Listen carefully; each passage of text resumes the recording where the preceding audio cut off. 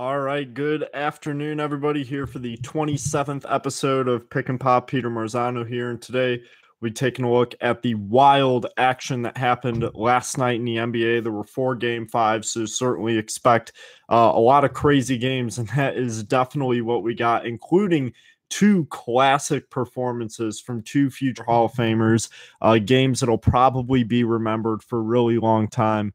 And it was really just a fantastic night of basketball, and kind of why this is my favorite time of the year with everything going on. But there were 4 games yesterday, starting off with the Indiana Pacers and the Cleveland Cavaliers, those two teams facing off in Game 5. Cleveland winning games 2 and 4 of the series, Indiana winning games 1 and 3. Cleveland back home looking to take the 3-2 lead. And Cleveland defensively was able to limit the Indiana backcourt very well. Victor Oladipo in 40 minutes, just 12 points and 12 rebounds on 2 for 15 shooting. He was 1 for 7 from 3.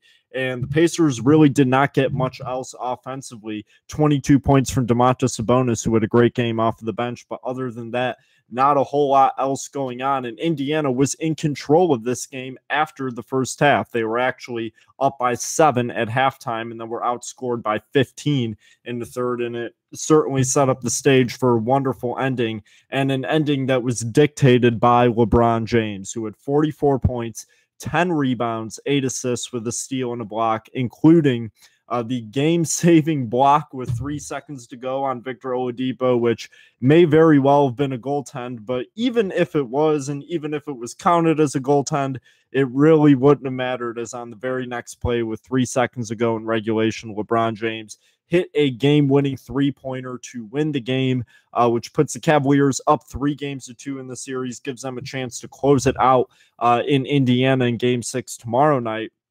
And this was just another one of those unbelievable performances from LeBron James. And kind of, there really obviously aren't many players that have ever been, to this magnitude of greatness that he is at.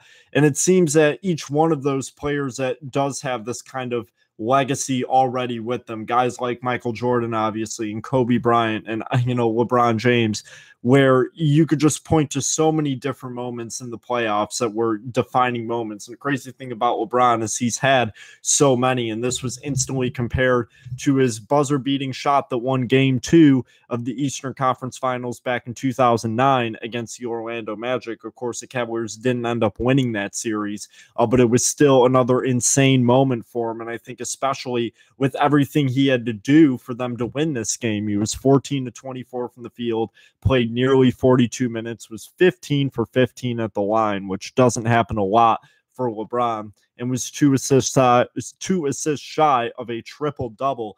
Kevin Love with a double-double had 11 and 10 on 2 for 11 shooting. Second straight game, Kevin Love just couldn't find it. And J.R. Smith was 0 for 8, put up a goose egg in 33 minutes, 0 for 6 from 3.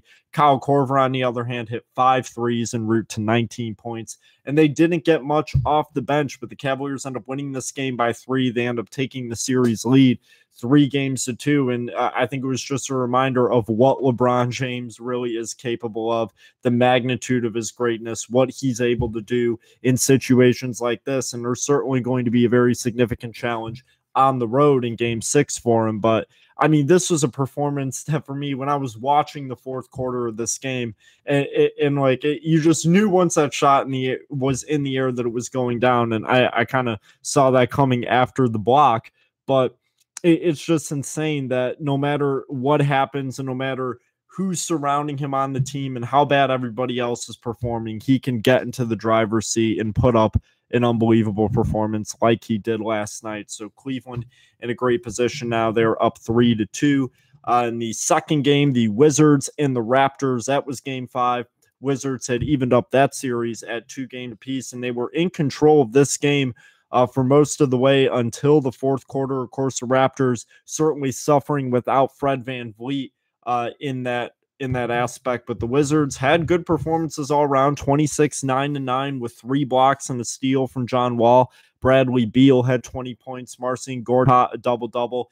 Kelly Oubre, despite really poor shooting, was 7-7 from the line and still gave 14 points off the bench, but it just wasn't enough for this Washington Wizards team. Toronto, led by DeMar DeRozan on 12 of 24 shooting,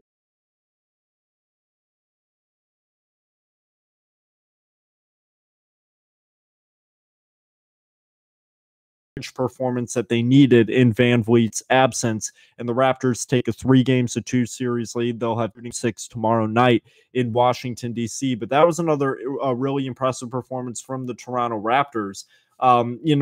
This is a team that I think a lot of people have underestimated just how important having a guy like Fred VanVleet coming off the bench and being that consistent for him, how important that has been all year, especially considering that DeRozan and Lowry aren't always going to be on there. They aren't always going to be hitting shots. And last night, DeLon Wright was a person that really took into that role and made sure that there would be a prominent bench producer in that game. And it certainly made a difference down the stretch. And now the Raptors are in an excellent position to win the series. And I think they'll probably close it out in Washington, D.C. Especially considering that Serge Ibaka didn't really have a good game. If CJ Miles gets going like he did earlier on in this series, that could certainly be something to look out for. But it was an exciting game last night in the fourth quarter, but the Washington Wizards were really cursed by their three-point shooting last night. 5 for 26. That's 19.2%. So really rough performance with the long ball last night for the Wizards. And the Raptors now hold a 3-2 lead in that series. Moving on to the third game of the evening, and one of these was a really exciting one. Of course, taking a look at what transpired between the Utah Jazz and the Oklahoma City Thunder. This was a game that looked to be over. It was 71-46 with 8.5 minutes to go in the third quarter. Thunder at home looking to be knocked out of the playoffs in 5 games for the second straight year.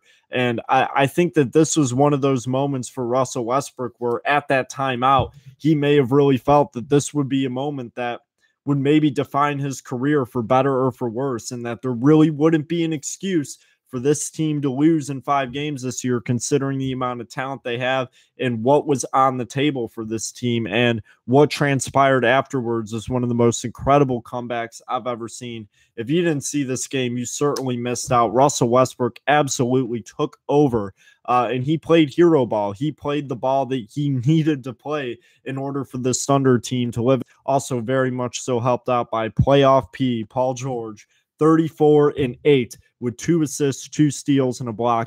He had 12 field goals on 26 shots. And the interesting thing is that for the vast majority of this Thunder comeback, Carmelo Anthony was on the bench, almost reminiscent to the infamous comeback that happened in the Western Conference back in 2015 between the Clippers and the Rockets. That was in Game 6 of that series when the Houston Rockets were en route to their comeback from 3-1 deficit.